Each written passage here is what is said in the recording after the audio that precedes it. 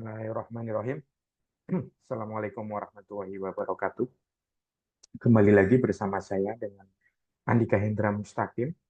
Kali ini saya akan menyampaikan video yang berkaitan dengan creative thinking, creative and critical thinking. Bagaimana cara kita berpikir kreatif, bagaimana cara kita berpikir kritis. Ini biasanya menjadi salah satu panduan, bisa menjadi mata kuliah, bisa menjadi course pada mereka yang kuliah di ilmu komunikasi, kuliah di desain komunikasi visual atau animasi atau program-program yang berkaitan dengan kreativitas, berkaitan dengan sosial politik, juga berkaitan dengan humaniora. Tetapi creative think, creative and critical thinking ini juga bermanfaat bagi sebenarnya mereka yang belajar ekonomi, akuntansi, ataupun siapa saja, teknik ataupun siapa ataupun bidang-bidang lainnya.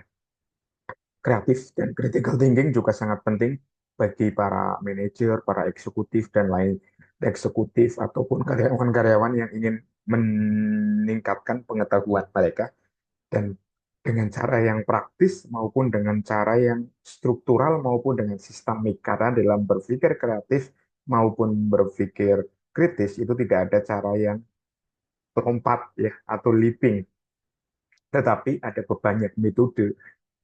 Dan salah satu yang metode yang cukup populer yang akan kita diskusikan adalah Walt Disney Method. Jadi metode Walt Disney. Walt Disney Method ini adalah salah satu metode yang lazim, ya, kan, yang digunakan oleh para inovator, oleh para manajer, para eksekutif, atau para desainer, atau para pemikir untuk mengembangkan cara berpikir kreatif, cara berpikir yang inovatif, cara yang berpikir kritis dengan berbasis kepada pemikiran ataupun pengetahuan yang pernah dikembangkan oleh Walt Disney. Walt Disney adalah seorang orang pengusaha Amerika yang memiliki perusahaan di bidang film, ya kan, theme park dan berbagai industri lainnya yang mengembangkan gitu kan ide-idenya itu dengan cara konsep yang disebut dengan Walt Disney Method. Dan konsep ini cukup populer meskipun ada beberapa kelemahan dan banyak kelebihannya, tetapi konsep ini digunakan oleh banyak pihak. Seperti yang diungkapkan oleh Vladimirovna bahwa Walt Disney Strategy ini merupakan kajian yang bersifat interdisciplinary. Jadi bersifat interdisiplin antar apa? Interdisiplin itu merupakan kajian yang melibatkan bukan hanya satu ilmu, tetapi bisa aja dua, tiga, empat, ataupun lima. Jadi interdisiplin.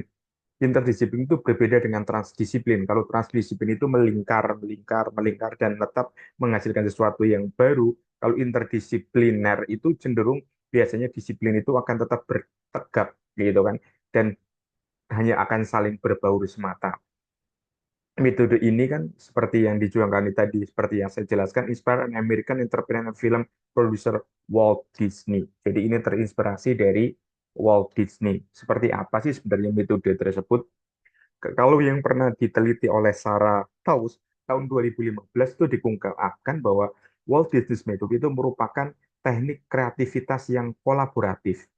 Ini kata kunci yang pertama adalah kolaboratif.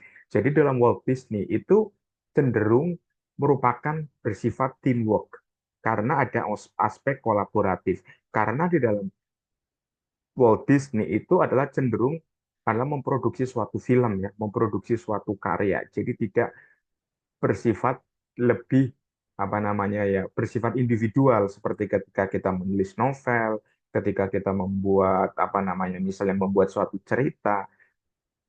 Walaupun teori ini sebenarnya juga bisa diterapkan ketika kita bisa bekerja sendirian, tetapi umumnya Disney Method ini lazimnya digunakan dalam yang lebih bersifat kolaboratif. Di sini menggunakan tiga peran, jadi berbasis peran. Nomor dua, berbasis peran.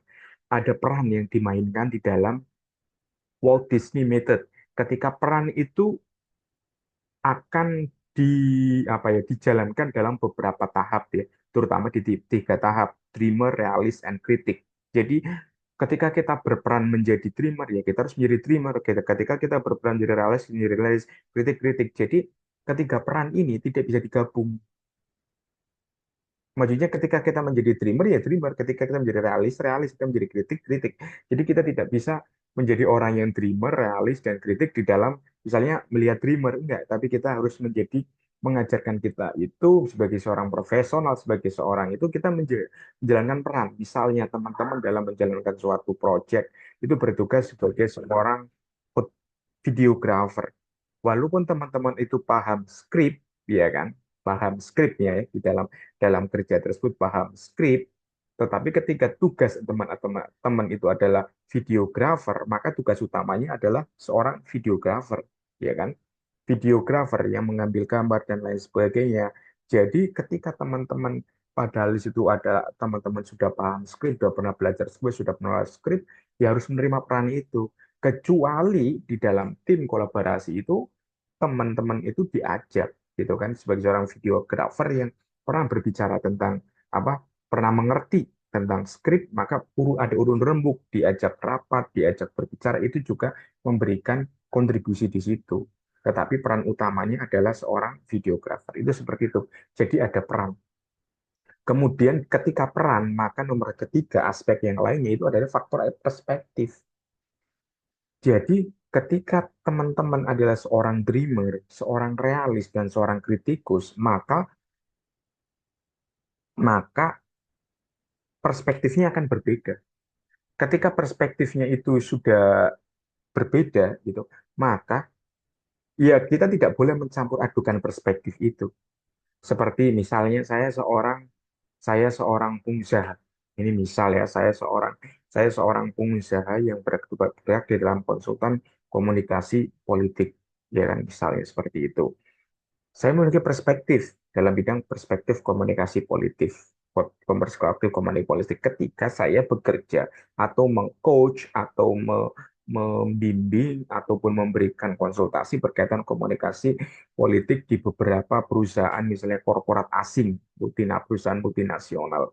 Tetapi suatu ketika ataupun suatu saat saya mendapatkan proyek, gitu kan, mengajar, ya kan, misalnya saya mendapatkan proyek mengajar di suatu kampus menjadi visiting lecturer, gitu kan, di kampus luar negeri, tetapi saya, gitu kan, tetapi saya mengajar sebagai seorang penulis skenario, ya, karena saya menulis skenario, mulai baik menulis skenario pendek maupun penulis skenario untuk apa namanya, untuk iklan dan lain sebagainya, maka saya tidak akan mencampur adukan perspektif komunikasi politik yang sudah saya miliki ketika di konsultan tersebut, ketika saya juga menjadi, gitu kan, menjadi, itu kan, menangani itu atau mengajar untuk penulisan skrip, gitu. Jadi perspektifnya akan berbeda. Seperti itu. Jadi perspektif itu adalah bagaimana seperti kita bekerja di beberapa bidang profesional dan kita harus menegakkan perspektif itu. Seperti itu.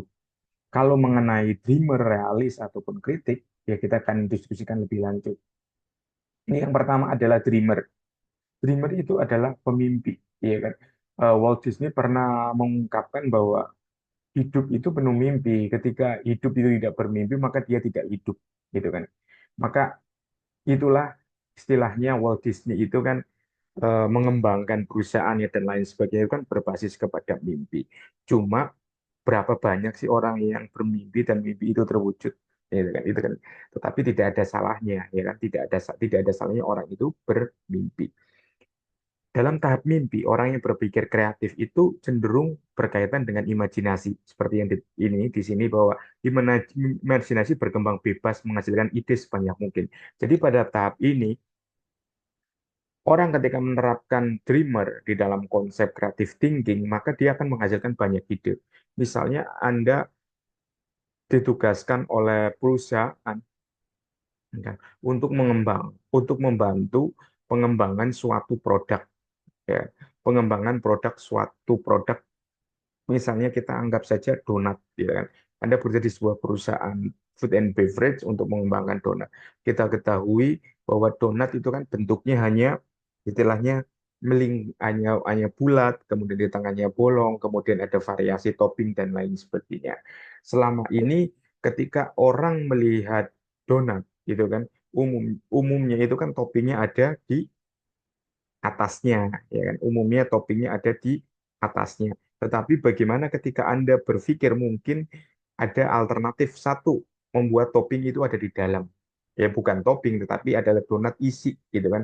Misalnya donat isi rendang di situ, ada donat isi coklat. Sekarang sudah ada, cuma biasanya kan bentuknya bukan bulat di tengah ada lingkarannya, tetapi itu adalah bulat, ada lingkarannya, dan memang di situ ada full coklat, ada full rendang, misalnya di situ ada full beef, misalnya ada full udang, dan lain sebagainya. Kemudian ada yang berpikir lagi bagaimana donat dengan model untuk konsep kue tart, gitu kan? Model kue konsep bukan donat yang ditata, itu bukan yang apa dalam untuk bentuk tortita dalam bentuk jumlahnya 12 atau 15, tapi memang dibentuk seperti besar, tengahnya bolong, kemudian donat itu berlapis seperti pelangi. Misalnya kan seperti itu. Jadi kemudian di situ bisa dikombinasikan donatnya seperti pelangi, tetapi itu memang donatnya itu digoreng, bukan di baking, bukan di oven seperti itu. Jadi misalnya itu Anda mengembangkan dua ide, bisa aja tiga ide dan empat ide. Jadi ide itu sebanyak mungkin. Karena di dalam dreamer itu kuantitas itu harus lebih diutamakan dibanding kualitas. Karena ide itu dengan semakin banyak, maka pilihannya akan semakin strategis. Karena kan yang memilih bukan hanya Anda sendiri, bisa aja yang memilih pimpinan, bisa aja memilih teman, bisa aja voting, dan lain sebagainya. Dengan demikian, maka di dalam Dreamer itu adalah bagaimana seseorang itu dipaksa untuk mengeksplorasi kemungkinan-kemungkinan hal baru. Ini kan berkaitan donat itu yang tadi. Bagaimana dengan berkaitan misalnya apa ya, misalnya untuk menciptakan suatu film ini ya, untuk Anda merupakan bekerja di sebuah, Anda menjadi seorang apa misalnya, menjadi seorang produser atau eksekutif produser sebuah program sebuah program di televisi. Misalnya, Anda diminta untuk menghasilkan suatu program yang berkaitan dengan petualangan. Keywordnya adalah petualangan. Terus apa yang akan dilakukan? Gitu kan. Apa yang akan teman-teman lakukan? Yang pertama, itu kan pendekatan lingkungan adalah bagaimana teman-teman, misalnya ide yang dulu kan adalah mengambil personalitas, ya kan? Personalitas atau seseorang yang memang sudah populer, ya kan? Sudah populer dan dia sudah berkeliling, misalnya berkeliling dunia, berkeliling Indonesia dan lain sebagainya. Kemudian itu kan dia akan dijadikan personal branding untuk menjadi anchor atau menjadi pemandu di dalam program tersebut. Ceritanya mudah, ceritanya mudah, yaitu bagaimana mengeksplorasi apa yang sudah pernah dia lakukan, ya kan? Apa yang sudah pernah dia lakukan, negara mana yang sudah dikunjungi, petualangan seperti apa yang dikunjungi. Itu misalnya ide. Kemudian ide lainnya yang kedua, misalnya ketika teman-teman petualangan misalnya spesialis ke pendaki gunung. Itu caranya misalnya ide yang ditampilkan adalah apa namanya? Mencari salah satu selebritas, selebgram ataupun orang yang sudah terkenal atau penyanyi yang sudah terbiasa mendaki gunung ataupun dia memiliki label sebagai seorang pendaki gunung, misalnya si A, ya, misalnya si A. Ya, maka program tersebut adalah bagaimana mengeksplorasi dari gunung ke gunung. Misalnya, dia pernah mendaki apa, kemudian didaki, kemudian diceritakan di situ, dan lain sebagainya. Ada tim yang khusus. Kemudian ada lagi misalnya petualangan. Petualangan yang menarik lagi adalah petualangan malam. Ketika banyak orang ngerti petualangan malam, jalan malam, itu kan identik dengan hantu, identik dengan takut, identik dengan motor, kejahatan. Tapi petualangan malam itu misalnya di situ adalah di mana mengunjungi hutan-hutan, mengunjungi tempat-tempat lain yang dilakukan pada malam hari, gitu kan. Jadi ketika ide itu apa di-sharekan, itu kan akan menjadi suatu kemungkinan-kemungkinan yang baru yang memang sebelumnya mungkin ada tapi berbeda atau dikembangkan lain atau juga memang belum ada. Selanjutnya itu dengan Dreamer itu orang itu tidak tidak lagi terkungkung pada batas-batas tradisional atau suatu konvensional, tetapi dia melahirkan hal-hal yang baru gitu kan. Seperti wisata malam sekarang udah ada, mungkin petualangan malam, kemudian ketika saya dan lain sebagainya. Dan umumnya masukan-masukan kreatif itu lebih bersifat mentah. Dengan demikian itu orang itu nggak harus bahwa dalam dreamer itu ada realisasinya. Tidak harus berpikir sampai realisasinya. Selanjutnya adalah kita berpikir realis. Ketika seseorang sudah bermimpi, iya kan? Ini sama seperti orang tidur ya. Ketika tidur kan bermimpi. Dia mimpinya ke A, ke B, kemana, ke C, pergi ke bulan, pergi ke Mekah, pergi apa ketika mimpi. Tetapi ketika apa namanya? Ketika seseorang, ya kan, seseorang bangun dari tidur, dia akan kan menjadi seorang yang realis apa adanya. Misal, saya bermimpi mengajar di kampus terbaik nih ya, di dunia misalnya kan. Saya bermimpi gitu kan, saya mengajar di sana, memiliki research research research jurnal yang banyak, berkolaborasi dengan banyak orang asing dari kampus-kampus. Setelah itu saya bangun, oh saya cuma hanya ada di Indonesia. Kadang-kadang kan seperti itu, realis. Jadi pertimbangan realis itu adalah pertimbangan yang praktis, ya memang yang ada seada-adanya aja. Jadi tidak berpikir terlalu berlebihan. Tetapi yang realis itu idenya berasal dari pemimpi. Tadi yang di atas sebelumnya, ya kan, yang sebelumnya sudah kita diskusikan. Jadi kembangkan menjadi hal yang konkret. Apa aja yang dibutuhkan seperti tantangan, langkah-langkah yang diperlukan, implementasinya seperti apa. Misalnya mimpi, ya kan, mimpi saya bangun tidur ngajar di di kampus terbaik di dunia, misalnya MIT, atau saya mengajar di Harvard gitu kan, berkaitan dengan komunikasi politik ataupun komunikasi digital. Tetapi misalnya itu dari mimpi, kemudian mimpi itu keingin juga menjadi representasi dari keinginan saya mewujudkan, misalnya saya apply di sana menjadi visiting professor, saya apply menjadi visiting lecturer, saya saya mengirimkan beberapa jurnal ke yang internasional berindeks Scopus, ya kan. Saya membuat buku berbahasa Inggris, saya membuat materi, saya membuat YouTube seperti ini, gitu kan.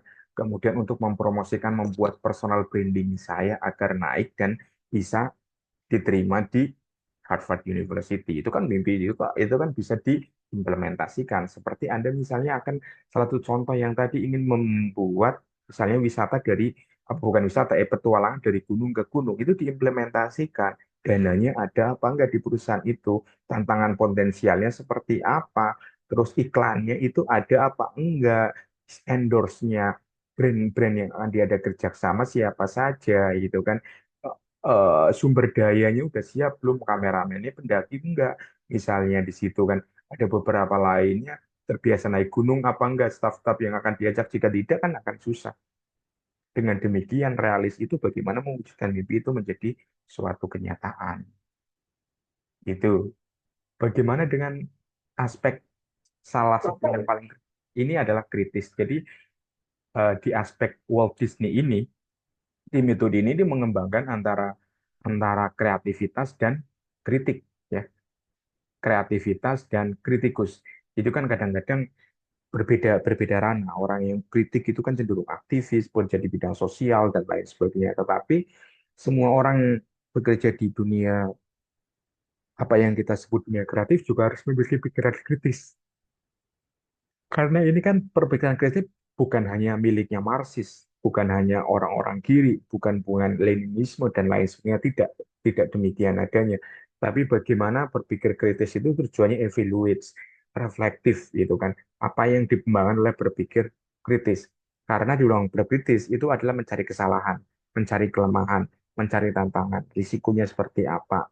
Bukan hanya situ, setelah itu diidentifikasi masalahnya dan bagaimana cara untuk mencapai apa problem solvingnya itu akan tercapai seperti apa. Ada yang salah nggak di kebijakan itu? Yang salah harus diperbaiki. Yang kurang itu seperti apa? Risikonya itu apa? Misalnya kalau mendaki gunung, maka risikonya adalah dari gunung ke gunung. Risikonya itu adalah suatu kecelakaan, hilang hilang di hutan, kemudian misalnya terjadi bencana dan lain sebagainya. Mitigasinya seperti apa? Tantangan-tantangan tersebut. Misalnya saya berkeinginan menjadi menjadi visiting professor, visiting lecturer di Harvard University. Nggak apa-apa kan saya punya keyakinan realistisnya udah saya lihat, tapi kritisnya itu mampu nggak gitu kan. Berarti kan saya harus mengajak anak dan istri saya pindah ke Amerika. Bagaimana dengan biayanya? Apakah gaji sana sudah bisa nutup? Iya kan? Dan kalau apa saja yang mesti dilakukan, risikonya seperti apa? Saya memiliki bisnis di sini, bisnis saya akan saya serahkan keluarkan ke teman-teman saya, akan dikelola oleh siapa, ya kan? Apa bisnis itu akan saya tinggalkan? Saya juga di sana kan tinggal berapa lama dan lain sebagainya. Aspek-aspek misalnya geopolitik di sana seperti apa? Saya seorang Muslim, bagaimana kehidupan saya sebagai seorang Muslim di Amerika dan lain sebagainya. Misalnya itu kritik-kritik seperti itu. Kalau dalam pandangan saya, metode metode Walt Disney untuk pengembangan kreatif dan pemikiran kreatif dan kritis ini memang memiliki beberapa kelemahan. Kelemahan yang pertama itu struktur. Itu hanya terstruktur banget. Satu, dua, tiga. Gitu kan. Dalam tahap-tahapan yang terstruktur. Setelah tahapan terstruktur, apakah di poin ke kesimpulan, concluding atau conclusion, itu merupakan hal yang terbaik dari ketiganya. Kemudian fokusnya visibility. Visibility ini kan bahwa ide tersebut memang layak apa tidak, tepat tidak untuk dijadikan suatu produk, tepat atau tidak untuk menjadikan sebuah hal yang bisa terwujud. Terlalu konvensional memang kalau saya bilang konvensional, karena ya umumnya kalau di dalam Walt Disney itu kan pengembangan ide kreativitas hanya berbasis pada berbasis pada ya pemikiran orangnya, walaupun di situ ada teamwork. Jadi terlalu konvensional. Kemudian pragmatis, pragmatis jelas karena hanya mencari untung, mencari yang terbaik, hingga akhirnya kurangnya dinamika. Jadi baik dalam dinamika kelompok maupun dinamika individu. Ini kalau menurut saya Walt Disney, walaupun konsep ini sebenarnya konsep yang paling ideal, ya, konsep yang paling ideal dan paling banyak dilakukan di berbagai korporasi, di berbagai institusi dan lain sebagainya karena mengombinasikan antara kreativitas dan kekritisan. Tetapi kelemahan-kelemahan tersebut ya tetap tetap sebenarnya bisa dikombinasikan dengan berbagai metode-metode lainnya. Karena kepemimpinan apa istilahnya, sorry, dari apa teori kreativitas Walt Disney itu juga akan menghasilkan banyak, ya kan, banyak banyak pendekatan kepemimpinan yang berkaitan dengan Walt Disney.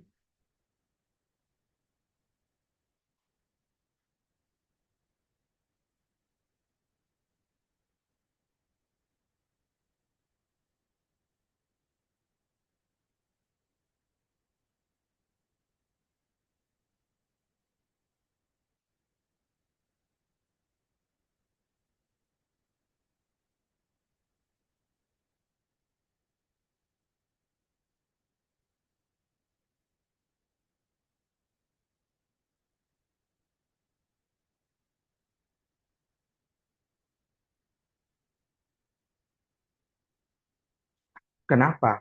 Karena teori apa Walt Disney Dream realis dan kritik yang apa istilahnya dikemukakan oleh Robert Dilts itu kan di dalam Disney Creative Strategy yang berdasarkan inspirasi Walt Disney itu dengan tiga metode tersebut itu mengatribusikan gitu kan, mengatribusikan bagaimana seseorang itu selalu dikaitkan dengan personalitasnya, ya kan? Yang berkaitan apa personalitas itu konsistensi, ya kan?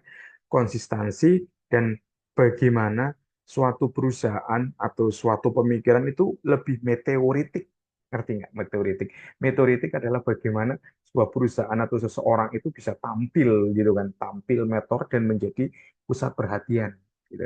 Apakah itu semuanya orang bisa seperti itu? Dengan struktur visionability konvensional pragmatis, ya kan? Ya itu bisa dilakukan, bisa bisa sangat dilakukan, tetapi gitu kan? Tetapi yang perlu ditekankan adalah bagaimana, gitu kan? Bagaimana pusat menjadi pusat perhatian itu menjadi suatu hal yang utama. Karena tanpa pusat perhatian itu tidak ada orang yang mereview, tidak ada orang yang menganalisis, tidak ada orang yang mengaplikasikan, sehingga diperlukan suatu pemicu, diperlukan suatu upaya gitu kan untuk menangkap imajinasi, upaya untuk fostering realm of the engagement, dan upaya untuk selalu memberdayakan. Ini kan faktor positifnya. Sehingga inovasi pun akan terus terwujud dan akan terus dikembangkan. Dalam hal ini, apakah metode Walt Disney kreatif ini bisa diterapkan gitu kan, bisa diterapkan di ranah digital. Karena apa? Karena kita tahu bahwa dalam Disney itu kan, dalam di Disney kan juga terus berevolusi ya, termasuk dalam streamingnya aja Disney Channel itu pun sudah ada. Karena apa? Karena dari tiga itu menghasilkan minimal sedikitnya tiga hal. Yang pertama, know me, bahwa personalisasi kemudian memori itu menjadi hal yang terus diutamakan. Jadi orang itu mengutamakan personalisasi dan memori. Kemudian selalu simple. Karya-karya Disney itu cenderung simple, kemudian bisa dimainkan dan dimengerti. Dan yang ketiga adalah selalu menginspirasi. Saya kira itu pendekatan Walt Disney strategi, Walt Disney strategi, Walt Disney thinking of creativity.